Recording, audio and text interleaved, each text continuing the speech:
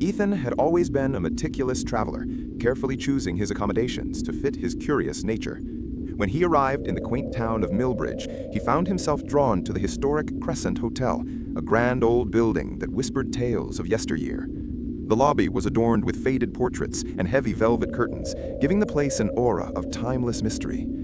After a brief conversation with the receptionist, Ethan was handed the key to room 27, a room he'd specifically requested after reading a local legend about it being haunted by a long-lost poet. The elevator creaked as it ascended, and the hallway stretched out with an eerie quietness. When Ethan opened the door, he stepped into a room unlike any other.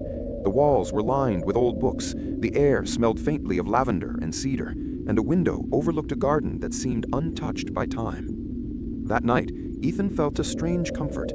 He read through the dusty volumes, losing himself in poetry and stories that felt strangely alive.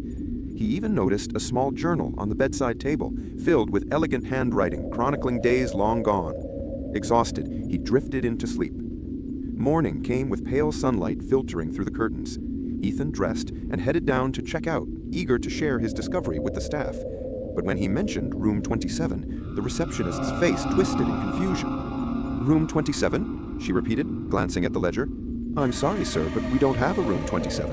Our highest numbered room is 26. He blinked, incredulous. "That can't be right. I stayed there last night. I have the key."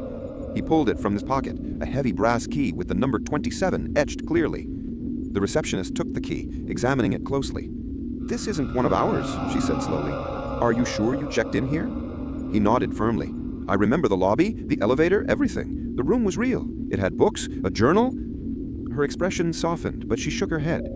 "Our hotel was built in 1924, and there's no record of a room 27 ever existing. The floor plan is well documented." Puzzled, Ethan decided to explore the hotel.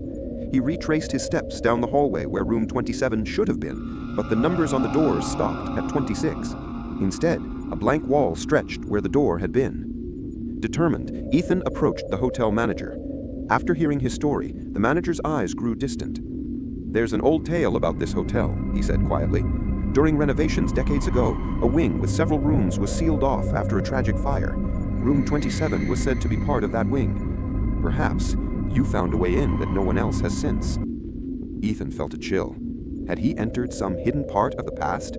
The journal, the perfect preservation? Could it be a ghostly echo? He left the hotel with the key in his hand, the mystery of the vanishing room lingering in his mind.